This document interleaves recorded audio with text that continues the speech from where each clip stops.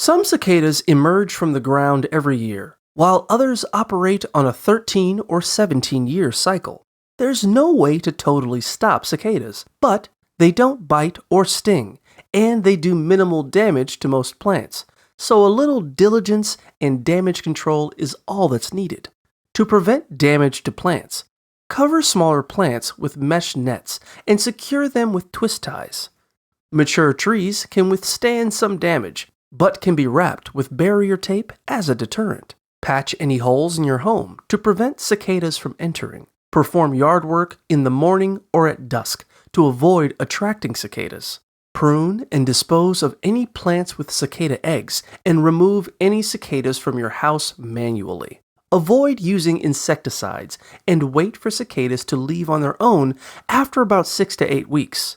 Rake and reseed your lawn after the cicada season to restore it.